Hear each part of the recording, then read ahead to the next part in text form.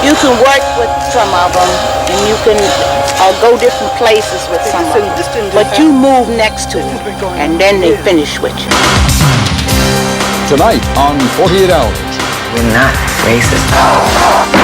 The judge's order, desegregate now or else. I don't think the people in this city are going to stand for it. The homeowner's answer, no way. We fight all the way! Who are they to choose who lives where? Face us! Sit down and talk. What talk? A landmark battle over race, money, and maybe the future of America's neighborhoods. They put him in new housing, and after 2 or 3 years, it looks like the ghetto. Jake, up and go! What we believe here is heroin. It's 21 days. Blacks, Italians, Portuguese, right now we're together because we gave it a chance. 2 days and 2 nights, not on my street.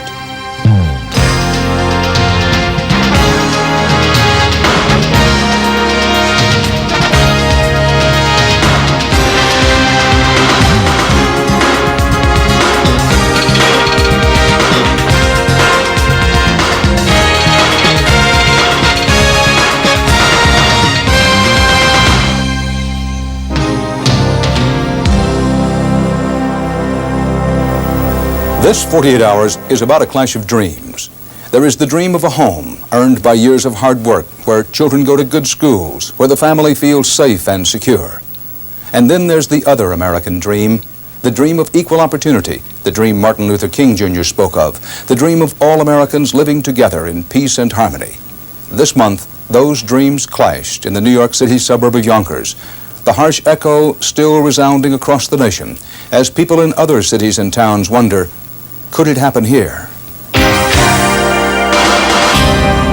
We are the hardworking, we are the bill-paying, we are the tax-paying, and yes, we are the law-abiding backbone of American society.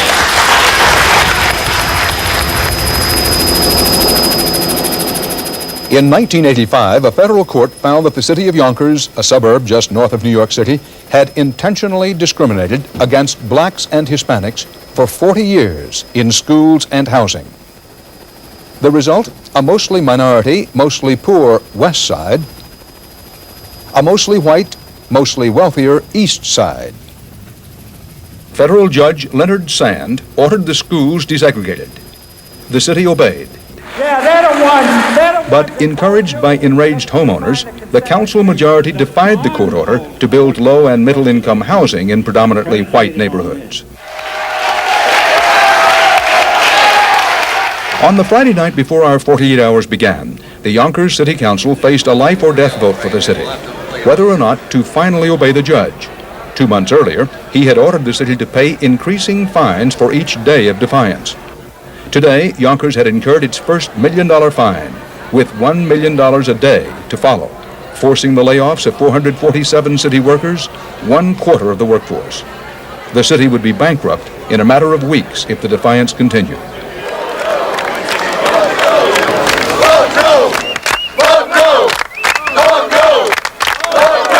It almost seems to me that there are no words even for this. I mean, it's just that bad.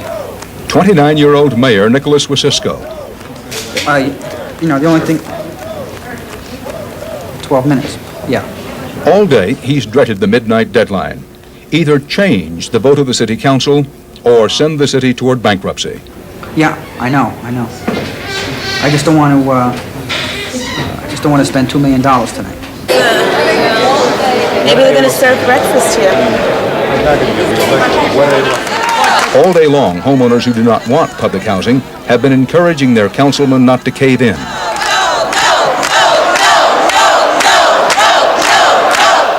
The mayor needs to change just one vote.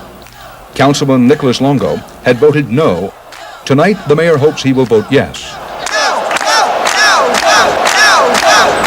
So you think Nick is going to feel that? Sure he is. I mean, they're yelling outside already.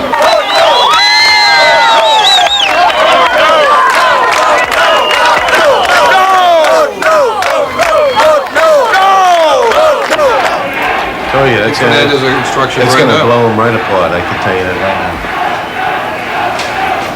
Give me the police commissioner. Yeah.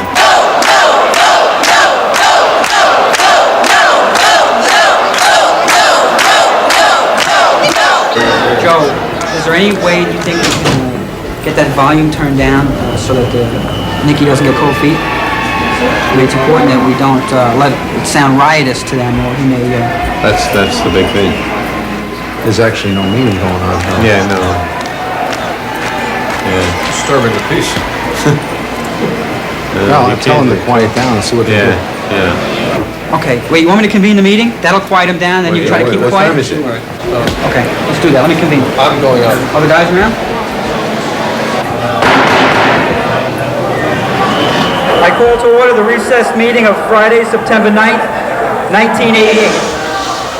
I'll let the record reflect that this meeting is being called back to order at 11:57. I'm going to ask for a 15-minute recess so that we can accomplish that, and I thank you for your patience. It could still go the other way. Longo's been the one guy that's been on all sides of the issue.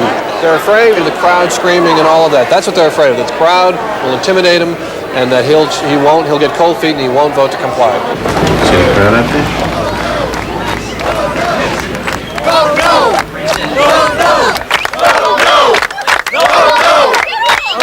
I don't believe that this is happening in Yonkers after all we've gone through. To go through a day like this and a night like this. I called the meeting back to order because I got assurances from them that they're ready to comply. I hope that's the way it comes out. What do we want? Justice! What do we want? Justice! What do we want? People who support complying with the law do not necessarily have to be black people. There are many people sitting in this area behind me here who support complying with the law. Shortly before 1 o'clock in the morning, a still uncertain mayor calls the council together for the final vote.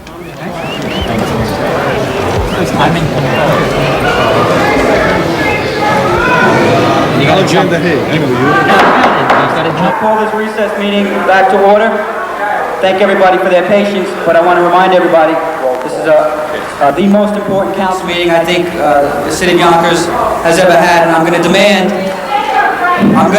that everyone in the audience be respectful and allow the councilman to conduct business, and I'm going to direct the police commissioner to ensure that.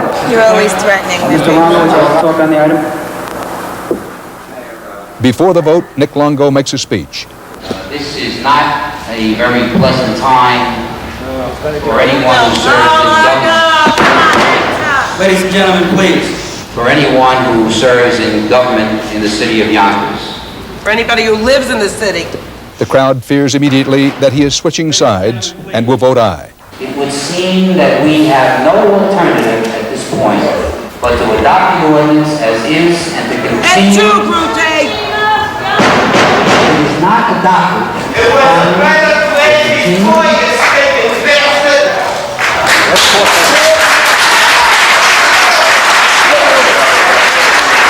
A hard decision for me to make, especially since I didn't vote on consent. We've been divided, no way! We fight all the way! Nikki, you no good! You're not even a big one. They don't have to throw us out, believe it. Aye. Now we need a Longo. Aye. Councilman Fraser. No. Councilman Shima. Aye. Councilman Maxson. Aye.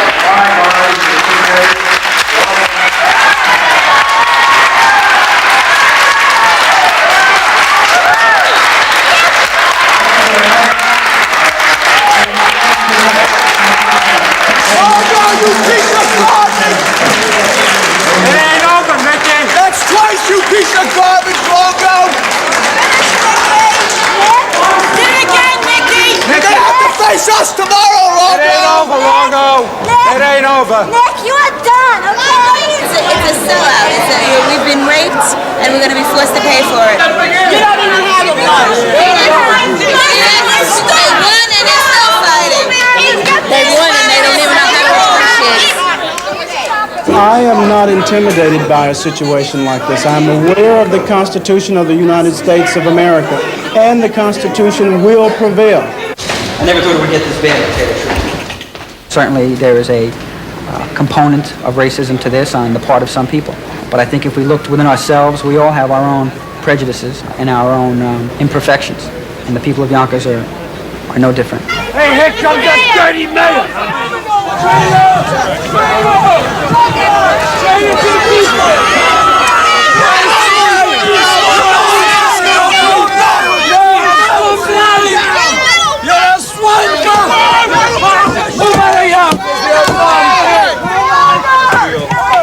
Tonight's battle is over.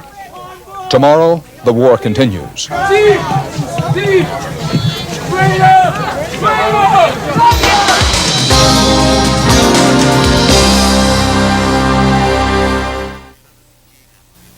This is a machine designed to keep you on time. And this is what makes it tick. People. Working together with clock-like precision, each dedicated to keeping you on schedule. Time after time after time. American Airlines, the on-time machine. Protect your home with his Family Guard smoke detector for $4.77 and his kit of Fireway fire extinguisher for just $7.99. The right stuff at the right price, right here. Hey, let me tell you, Ace is a place for me. A grown man should not get a terrible headache from putting a toy together. I used to take aspirin or Tylenol, but today I take Advil. Advil gets rid of my headaches, and it's gentler to my stomach than aspirin. Advil, advanced medicine for pain. I believe sincerely if you work hard enough and long enough, anything is possible in this country. This is what now? This is the dining room. We physically took the wood and built the whole thing. This is our living room. We did the patio ourselves. Yeah, this is our bedroom. I put the 2 sheds on. I replanted the tree, was in the backyard. This was a closed porch that was literally falling down. And my husband's going to put a pole outside someday, and we're going to hang that sign there. Yeah, that's sitting there a couple of months now. For 17 years, Tino and Ann Moriali struggled and saved to buy this house. Tino sells real estate. Ann is a housewife. This is your pride and joy?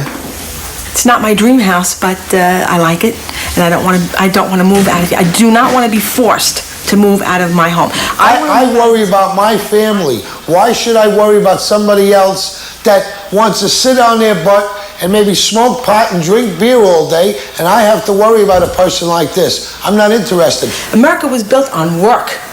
When those colonists broke away, they came here and worked. They died traveling here. They didn't sleep. They brought their families, their children. Everybody pitched in. Everybody worked. Remember what Captain John Smith said? You don't work, you don't eat. I would be delighted to live next door to Frank Sinatra, Sammy Davis Jr., Dee Martin. Bill Cosby. Especially Bill Cosby. But, you know, Bill Cosby supposedly makes $80 million a year. Maybe Tino Moriali makes $30,000 or $40,000 a year. I would be delighted. But I don't fit in with a man that's making $80 million a year. We're low income compared to him. We're low income compared to him now. What do you think this neighborhood's going to be like in 5 years? I sincerely believe if you're dumping all the low-income housing in one neighborhood, you're gonna turn it into a South Bronx over the next 5, 7, 8 years. When Tino talks about the devastation of the Bronx, he speaks with authority. Now this is, I don't believe this. For 18 years, he lived here. So, where was your building? Right here. Let's see. What's just At the empty lot. That's where 515 East 184th Street was. Where I was, from when I was 9 months old until I was 18 years old, this is where I lived. This was the first building in this neighborhood that went welfare, where I lived. Predominantly white welfare. Do you honestly think at this point in time that working, decent people in America create things like what you see behind you? You And think? this? You think? And this? And this? A building that no longer is here. A building that he Okay. spent almost 18 You think years in? hard-working, decent people can accomplish something like what's across the street, an abandoned, burnt-out building? No. Just the scum of the earth can accomplish things like this. And I don't give a damn what you... I'm not talking about black, I'm not talking about white, I'm talking about scum in every race, color, and creed can create this kind of atmosphere, abandonment, and deterioration of a neighborhood. Right. It hurts. It hurts. I can't tell you how much it hurts. All right? Hurts bad. Yeah. Hurts bad. I don't have a right to be outraged over what could possibly happen to my neighborhood, right? And at this point in time, I have to run. I'm tired of running. I love where I live, and I want to stay there. So in Yonkers, Tino isn't running. This time, he's determined to fight. So show me this site real quick here. This is, this is School 4. That has been, to the best of my knowledge, has been closed for 7-10 years now, possibly more. And they want to put, I guess, low and affordable income housing as one of the sites in East Yonkers, right here. The rich get away with millions and millions of dollars in taxes every year. The poor pay almost, if any tax, very little. But the middle-class working slob, the financial backbone of this country, is being financially raped in regard to this matter. It's a color issue. You know what the color is? That's the color here. Green, not black and white. I agree with you. Switch, yeah. Okay. Right, agree. And we agree with you. Excuse me, I live over there on the corner. I'm 62 years old. I'm just coming home from work. I had to earn and pay for what I got. Nobody gave it to me. But you think they're trying to take it away from you? They're not taking it away. They're devaluating my value. That's what they're doing. Some of my friends are best friends of mine are black and Puerto Rican. Okay? I deal with them every day. So therefore, I am not prejudiced. I could give you names of people, addresses, where I do business. A lot of time. How about Colombo? I don't have her number right here, I don't think. While the courts and the city have already agreed to build the public housing, Ann Morale is preparing for the next battle against it on a TV talk show. And you can just be part of the audience if you'd like, and I just thought maybe if you have a little time, if you'd like to join us. Your city council people I thought it was over. It's not over. We say it's not over till the fat lady sings and she doesn't have the music. Well, that's what we say. Later in our 48 hours, we'll take you behind the scenes as they continue this fight on national television.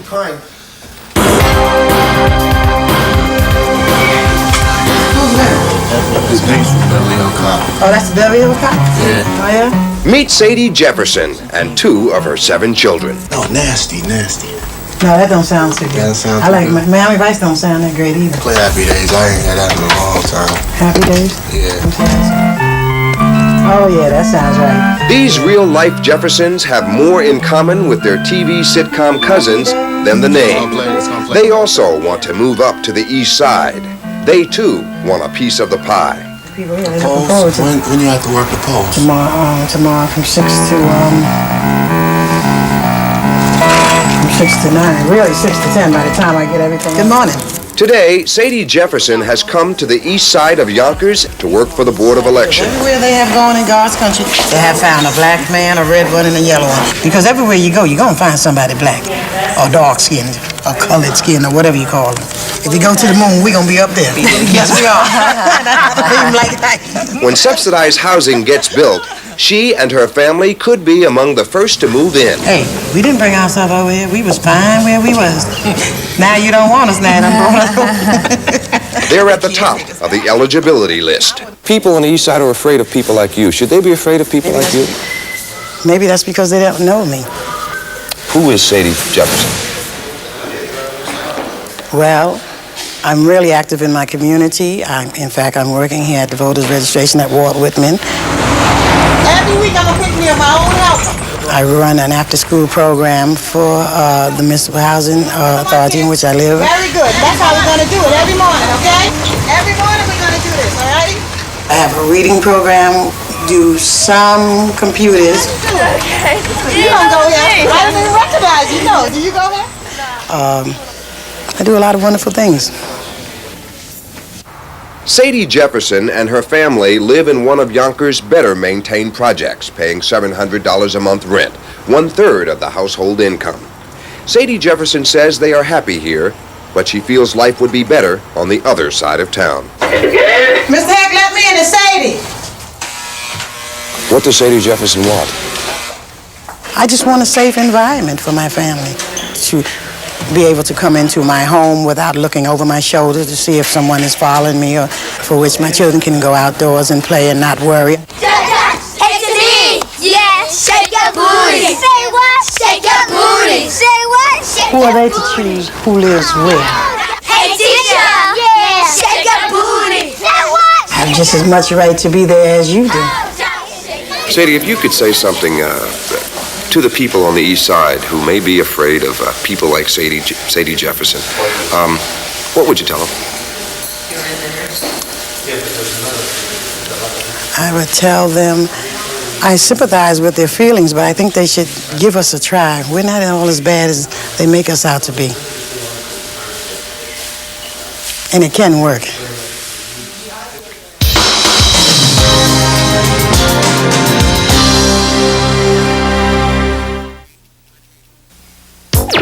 In the pizza delivery game, the Noid can zap ordinary pizzas. But Domino's Pizza delivers more than all the others combined. So when you call Domino's Pizza, you get the best delivered pizza.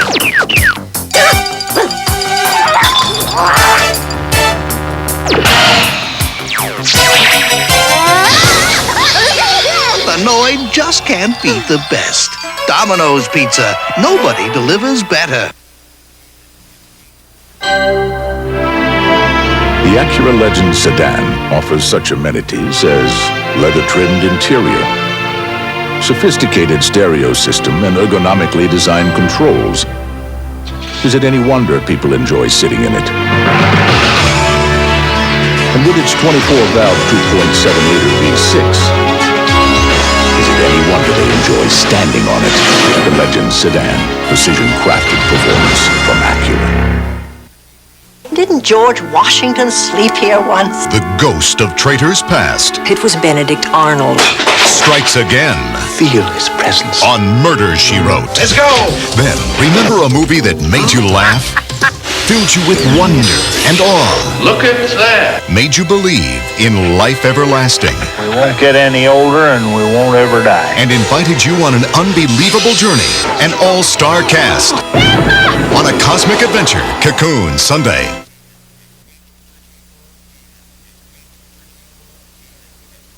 I have two younger brothers who I care about very much, but I can't always be with them. If you see a kid who's thinking about taking drugs, point out the dangers. Thanks. That kid may be my brother.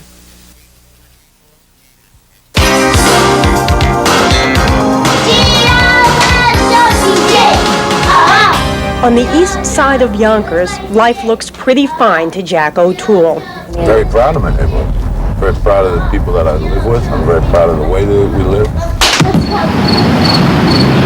Careful, said Topper. That's Chief. Don't wake him up. And on the west side of town, Kevin Condon's faith in the people around him shines out too. See, when private citizens get involved and then stay involved, a lot of good things can happen. You've been sucking around to the mayor, you've been sucking around to the cardinal, and you've been sucking around to every politician. But not when O'Toole and Condon meet at City Hall. Shove it down our throats. These two Irishmen share the same fierce passion for family and community. But it has driven them in opposite directions. Why didn't you talk 4 years ago when we asked you to talk? All I'm saying is that we have to obey the law. Condon heads Comply, the group trying to smooth the way for the public housing projects. You can't let, angry, upset, and uninformed people possibly destroy your city. We're going to court, man. We're going to court. O'Toole presides over the angry opposition, the Save Yonkers Federation. He showed us the neighborhood he says he's trying to save. I firmly believe that I have a responsibility as a husband and a father to take care of my family. And part of taking care of my family is to protect them. These people are not bad people. But there are certain people who live in public housing who become bad and evil, or are bad and evil, because that's the experience that we've had with them. Actually, within 2 blocks will be at my house. I couldn't afford to buy a house in Scarsdale, maybe. I didn't buy a house in Scarsdale. I don't go to Scarsdale residents and say, hey, you know, you're bad people. That house was $185,000 when I was looking. All I had was $140,000. I didn't get it. I want it. It's almost as if in this country, the Constitution works for very rich people and very poor people. And the people in the middle, we just pay for it. We just pay for it. O'Toole's response when the city council finally voted to comply. I walked out because what I'm hearing in there is disgusting and upsetting. And I don't think the people in this city are going to stand for it. But the vote was exactly what Condon did want to hear. Reason finally won out over hysteria. That's why you fought, because you didn't want any more sites in your area. Because we are the working middle class and you are the rich slobs. I live within walking distance. I live in an integrated neighborhood. Working class people. I live in an integrated neighborhood. Integration has nothing to do with it. It's low income, and you know it. They'll say to me, you don't understand. You moved to a neighborhood where they already were. Who? Low-income people? You're nothing but a goddamn liberal slob! I don't think they're referring to low-income people necessarily. I think what they're referring to is minorities. Jack O'Toole seems to think that one reason that you've taken the position that you've taken is because you don't have much to lose. You're on the west side. There's already significant public housing. It's not on top of your home. I had everything to lose. I had my property values to lose. I had my, this honor of my city to lose. I mean, there are all sorts of things that we had to lose. You can't say, his saying that, that I don't have anything to lose because my end of the boat isn't sinking is ridiculous. I mean, if one end of the boat sinks, the boat sinks. All of us need to stay involved. So even though his side won the latest round, Condon keeps building his coalition. One night signing up new members. Welcome. Another night bringing key leaders, including the local NAACP president, to his home. Since Friday night's vote, one thing is clear. Compliance is broken out all over the city. I have not given up. O'Toole is already working on a new lawsuit to block the project. We're here to discuss. He does meet with the NAACP too. The only agreement that we had in that room back there is to have a realistic and an open discussion. That's all. What are you going to do? You fought City Hall. What would I do? You've lost. If there came a time where I thought that it was ultimately over, and I say this with all my conviction, I say it without talking it over with my wife, my first reaction would be to move. What's your hope for Yonkers? That we can somehow, heal the city. You've been sucking around for the mayor. That somehow people like Jack O'Toole and me can find ourselves on the same side of some other issue, working together, that we can put all of this behind us somehow. All I'm saying is that we have to obey the law. Anybody that wants a house, Nobody's saying.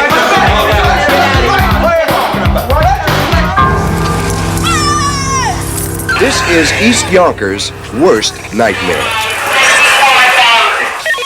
Crime, drugs, prostitution. There's garbage littered all over the street, urination in the elevators, and that's the biggest problem. And then there's drugs that come in because they have idle hands, they put them in new housing, and after 2 or 3 years, it looks like the ghetto. No cost housing, public housing out. Because they are the ones that breed the crime and the drugs. They sit there and challenge anybody to make them go. Jake, got one going! Don't move! One up, Jake! Where are you, Tim? One up! Timmy! Where are you, topside? He's gone, Jake. What do you think? No, he took all the shit with him. Seconds on a step plate. Avenue for possible abandonment. Came up the hallway, guy had a couple bags of reefer and a handful of crack. Came up, he saw me, he ran, I tried, he was gone. He went down the other side. Chased him up about 4 flights. Then you heard all the doors slam, and he went and started zigzagging back and forth. Bastard. I'll see him again. They're all here all the time. Tim Orman and Bobby Jacobs are patrolmen in the southwest section of Yonkers. See, hear him say, move it. Look at him. There they go. Today, they police the very project where Tim grew up 20 years ago.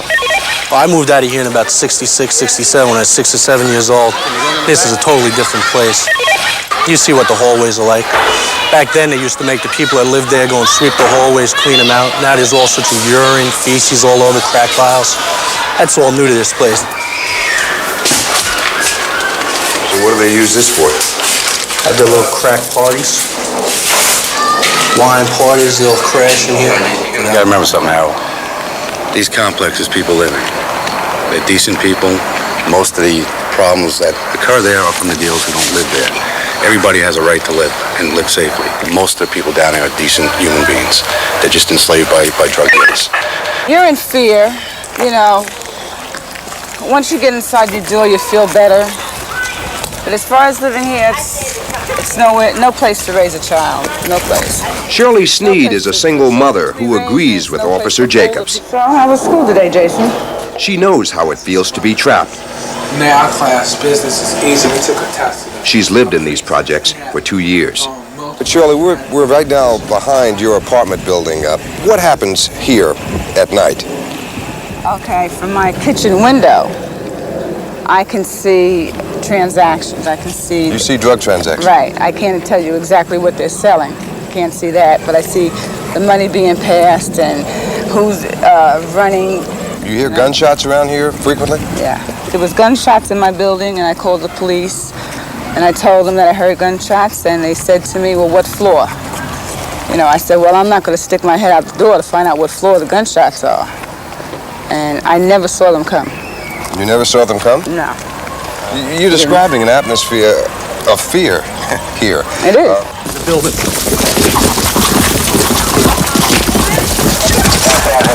Where are you, Pooh?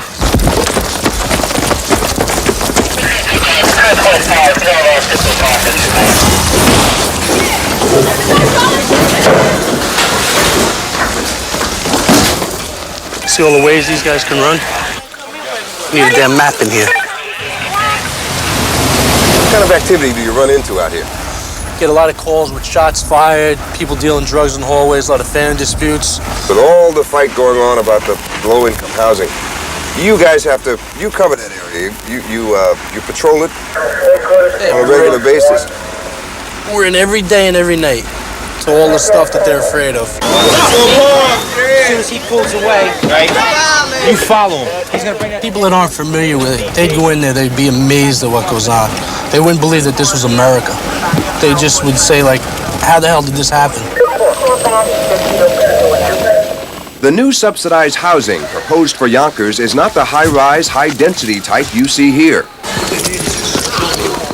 But fear of images like these has fueled the battle between those who want out of the projects and those East Siders who say, not on my street. Blame it on me. The people on the other side of town have an impression of a crime-infested area, drugs, and a whole bunch of bad people who live in this complex. And they think that that's what's going to come on the east side of town. Do they have a reason to be? Everybody is not bad. I mean, you have quite a few people that work. You know, they work and they raise their children. They're trying to raise their children the right way. There are plenty of people like that. You know, everybody is not bad that lives in municipal housing. They worry about the neighborhood going down. They worry about graffiti on the walls. They say that that's what would happen if minorities or poor people moved into their neighborhood. Okay, graffiti on the wall. My son was about 4, and he wrote on the wall.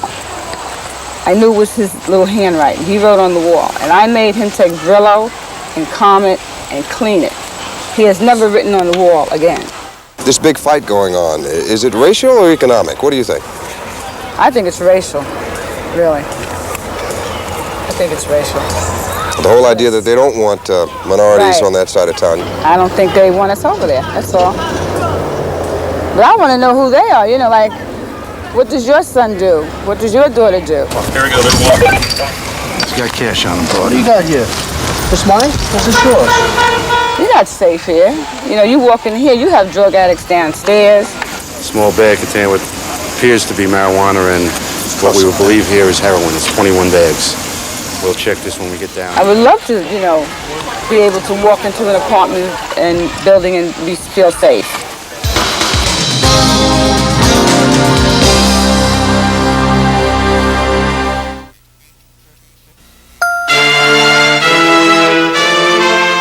Here comes today's Duracell battery, and here's yesterday's.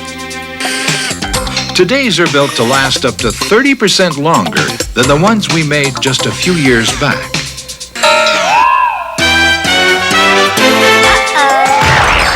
So you'll be guaranteed a long, happy life. Look for the new Duracell. C&D 4-packs. Have you been ignoring your skin, Pat? No. Well, look at the dirt your soap missed. Ooh. Now what? Pond's Cold Cream. Pond's cleans deep down.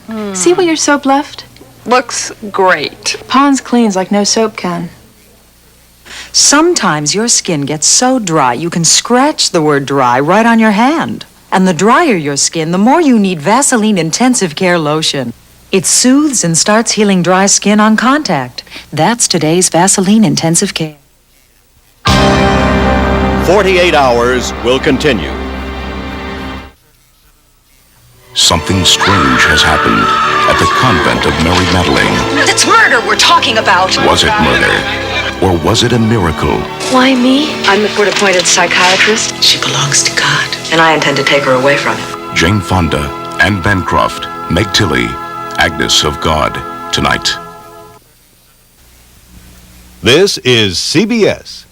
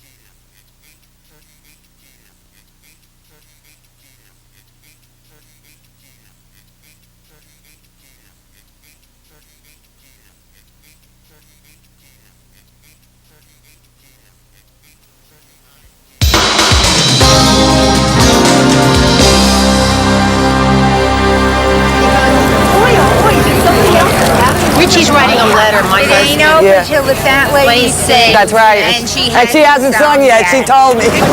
You know how many times my husband has looked on the TV and he sees you and me? They are veterans of the TV talk show wars. And he goes, boy, oh boy, you mean somebody else is louder than you? And I go, yeah! From Donahue to Morton Downey. Wait, Marianne, P! Get on the bus. Honey? Because remember, we have to try to be able to manipulate this show for our advantage rather than for the advantage of the NAACP. Every show is a chance to sell their side to America. We are not people that don't want people in our town. Let's not look like a bunch of fools. Today, its people are talking. This isn't, my idea of a nice day, is to come down here and have to fight for the rights that are really ours. Mary Dorman took off work to be in this audience. We're going to win this case fairly for whatever side. There isn't any side. It's got to be fair for everybody. What we're going to do is split you up. I want 22 people starting to line up in single file. Don't have all my guests. Just hold on. All right, Well. people, again, very quiet. We're going through a live show right here. Stand by. Coming back on 2. Ready to pull. No, please, bring them in. Roll call. Music.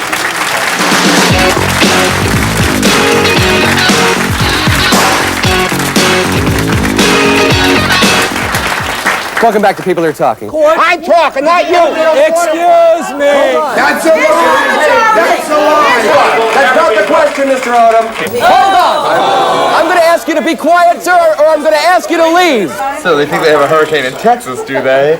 Courts found here that Yonkers systematically discriminated against blacks by capitulating to the kind of white majority you see here and putting all the assisted housing in one area. When this gentleman says, point out, when he said, excuse me, excuse me. Excuse me. Excuse me. Well, excuse me. Excuse me. You know what we have in Yonkers, excuse me. What we have Who in just shouted that thing out up here? What? White flight. White flight. White flight. All right, wait a second. Why do you call it white flight if you're not determining this issue on a racial basis? Why isn't it middle class flight? You know what's very interesting about this is there is such subtle racism, and they're just It's not subtle. But they don't. They wouldn't admit to being racist. It's obvious. Do you want to compromise? This guy here. I don't even live in. They're not going to compromise. They're going to move out. We do look racist. We get up here and we scream and yell. And we look racist. And we're not racist. They're just so mad.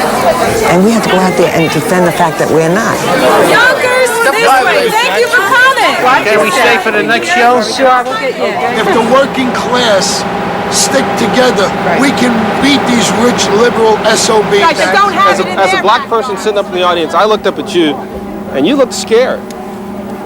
I wasn't afraid. It was just that I found it amazing to see people reacting that way towards another person. All welfare people don't steal. All welfare people don't steal. Crime, rape, muggings, they kill you, everything. People who are on welfare coming into your neighborhood, it scares the life out of you. I admit those projects are terrible. They should have been fixed. It shouldn't have been like that. But it wasn't our job to fix it. First of all, we didn't know about it. Second of all, we probably wouldn't have cared because it wasn't here. But, you know, the whole country is at fault. Nobody knows unless they live with it or unless it's going to go in your backyard, and then everybody cares.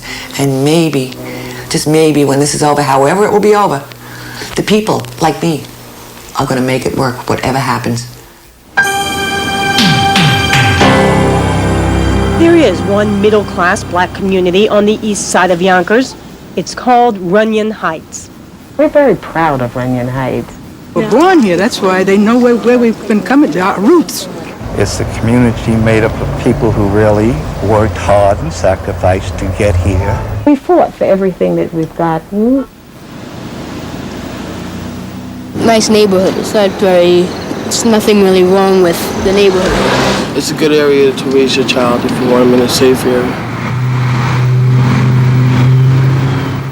You want to live in a better place than Runyon Heights. Everybody seems so close to each other. I mean, all the people seem to big family. You all ham?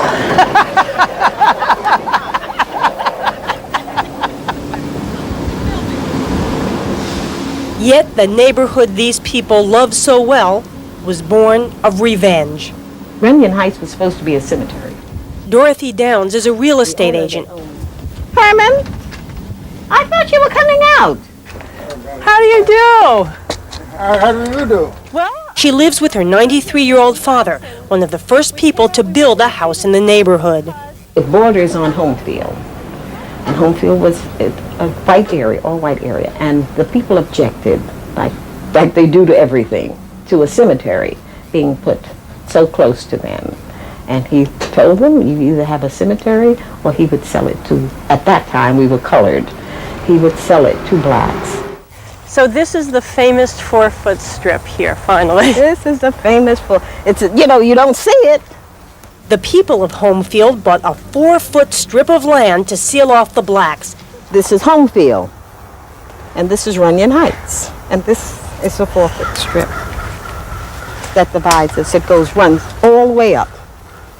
And all through the neighborhood. Everybody. Just up this line here. Yeah. And this is it. In his desegregation order, Judge Sand cited the strip as a symbol of Yonkers discrimination. They didn't want the black and the white neighborhood to be together. They ran a fence through there. I'm really mad because the fence, they should make the road go all the way through. Even it doesn't matter if they're white and we're black. Every north-south street in Runyon Heights is a dead end.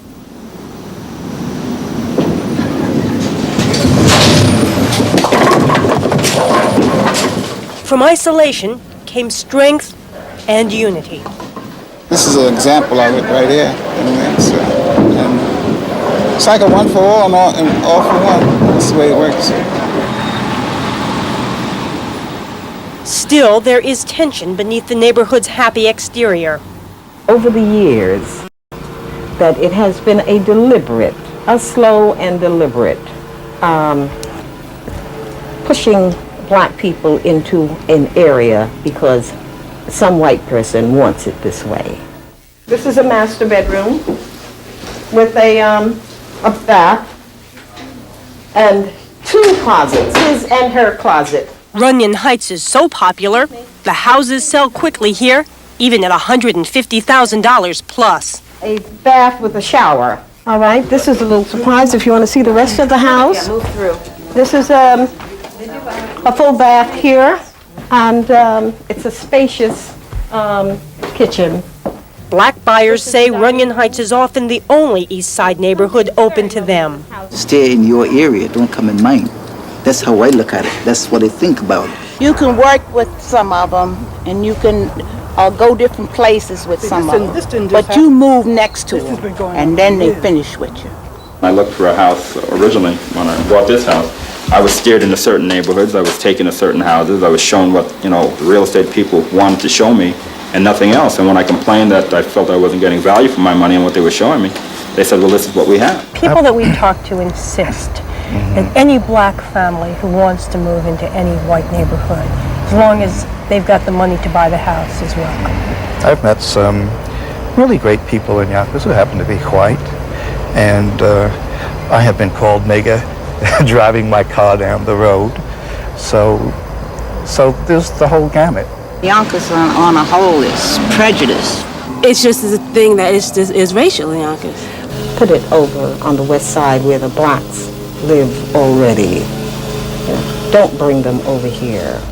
It doesn't matter whether my next door neighbor is another teacher or another broker or another business person. What does matter is, see a nice guy. When I walk down the street and say, hi, good morning, does he say good morning back? Walter Williams, who grew up in Runyon Heights, shares that philosophy with Wayne, who is 10 years old and trying to understand the fight over public housing in Yonkers. Do you think that those kids didn't want the poor people moving in just because they were poor or because they were black? Do you think it's a racial thing? They said that it's because they're not really dressed right. They may not take baths very often because they're not used to having a shower or something maybe, but they don't really want them in the neighborhood because they just like their friends around them. How do you feel about it yourself? What's your opinion? I don't really mind. I mean, it's good to have poor people get a house that they can afford, instead of having to live in this apartment that's terrible. The View from Runyon Heights.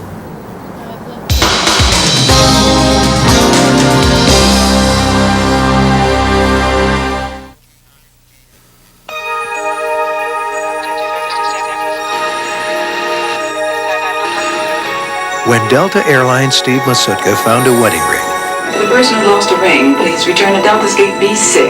I'll be standing over here. He knew someone had to be very unhappy. Young man, are you the one who found my ring? Yes, ma'am. This means so much to me. How can I repay you? It's just part of my job, ma'am. Delta love to fly and it shows. Ace is the place. Clean up the yard with this Ames lawn rake for only $2.49 and light up the place with outdoor floodlights, 99 cents after rebate. Hey, lots of good stuff here. All over. You can't miss it. Hey, let me tell you, Ace is a place for me. If you're a woman who's used Correctol, there's something you should try. Today's Correctol. Oh, it's still as gentle as it always was, but now it's even more effective. Today's Correctol still works gently overnight, but now even more effective. Some car warranties give you protection on your powertrain beyond the first year, which is fine if you are only buying a powertrain. But GM is the only American manufacturer to protect the powertrain and the thousands of other parts that go into all our 89 cars and light trucks. Everything. For 3 years or 50,000 miles. It covers parts, labor, and towing. The GM Bumper to Bumper Plus warranty. Longer protection for more of your car or truck.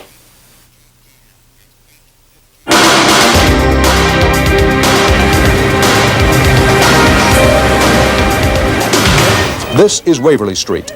It used to be primarily Italian, but today it's a melting pot that is not boiling over. Down there live Italians, along with Spanish and Portuguese and others. And in the middle, the Black Housing Project, Waverly Arms. Unlike much of Yonkers, the people here say it all works. Take Jack Mota. He came here from Portugal and lives in a house on Waverly Street. The neighborhood right now, it sticks together. And the people are united. I got give it a shot. For a neighborhood to be that well mixed is an advantage for me and also my family. We got it, my man. Go ahead. Oh, yeah. I'll hold this. Go ahead. Innocent people, Lord, will not be destroyed. The innocent people, Lord, will have homes and jobs. Take Willa Mae King.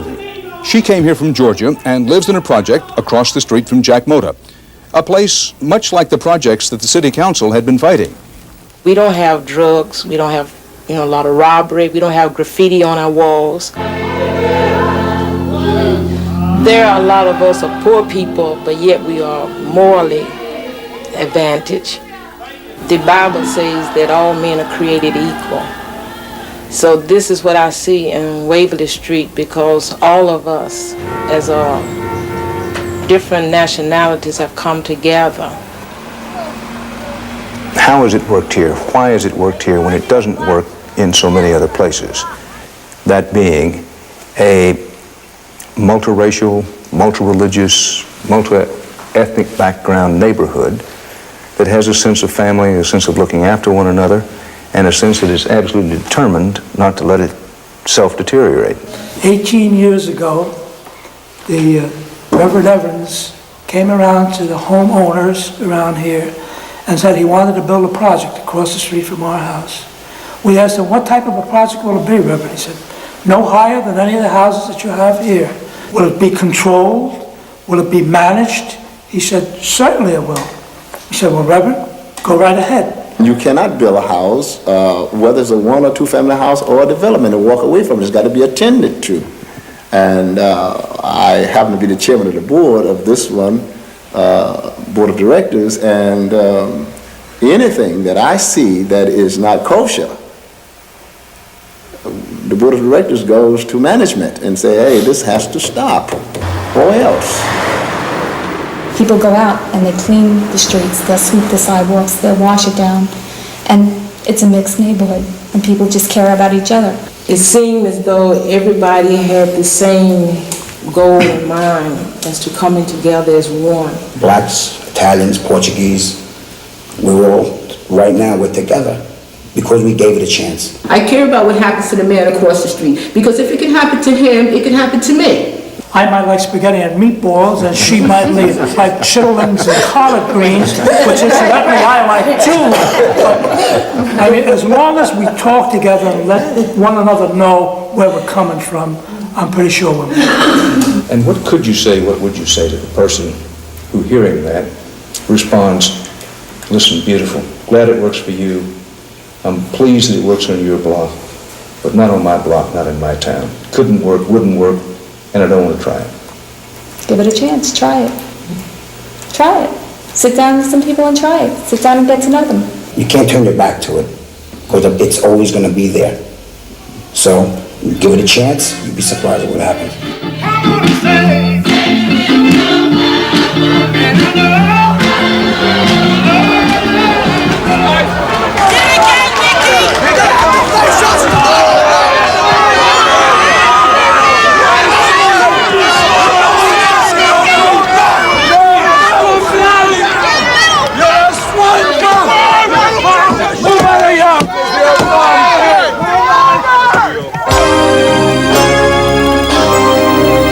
The courts have already ordered that low-income housing be built in middle-class neighborhoods in other towns and cities. Right now, about a dozen face lawsuits similar to the one that ripped Yonkers apart. And experts say there'll be many more in the years ahead. While Yonkers tries to heal its wounds, across the country, the battle may be just beginning. I'm Dan Rather. Until next week, that's 48 hours.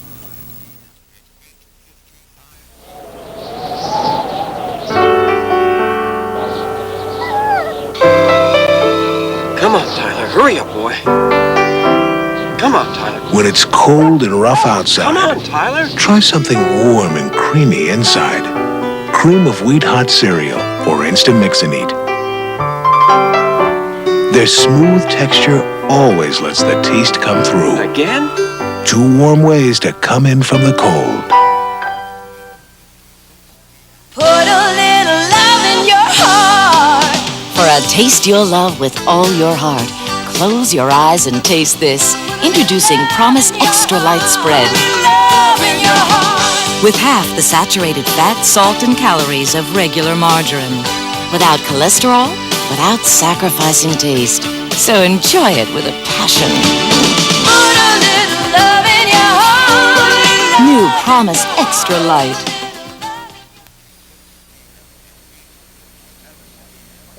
As a candidate, Michael Dukakis called Boston Harbor an open sewer. As governor, he had the opportunity to do something about it, but chose not to. The Environmental Protection Agency called his lack of action the most expensive public policy mistake in the history of New England. Now, Boston Harbor, the dirtiest harbor in America, will cost residents $6 billion to clean. And Michael Dukakis promises to do for America what he's done for Massachusetts. While the Today Show is off the air for Olympic coverage, watch CBS This Morning with Kathleen Sullivan and Harry Smith. You change the channel, we'll change your day. See you tomorrow. We've had our careers, we've had nice cars, beautiful homes, but no family. Next on 48 Hours. We've been after it 5.5, 6 years. Infertility and the desperate struggle to have a child. You have one beautiful egg. Modern science. Coming up with answers. What we're doing is putting technology down on the table and saying, let's create your child. It's complete. And tough new questions. I just don't think buying babies is the answer. Making babies. Next week. Mama and Daddy, huh?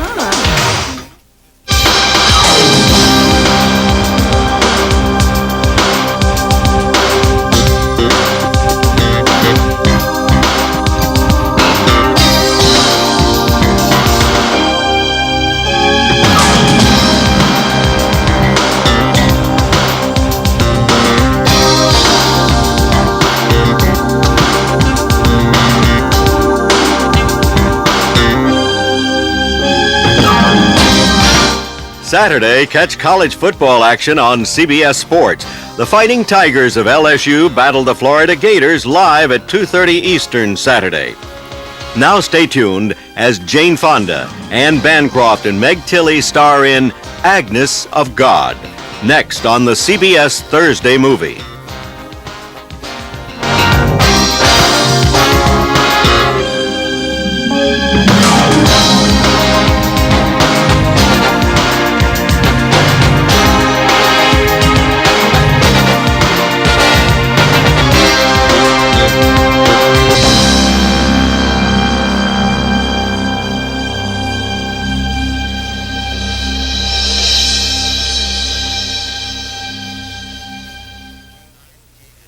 For a transcript of 48 Hours, send $3 to Journal Graphics, 267 Broadway, New York, New York, 10007.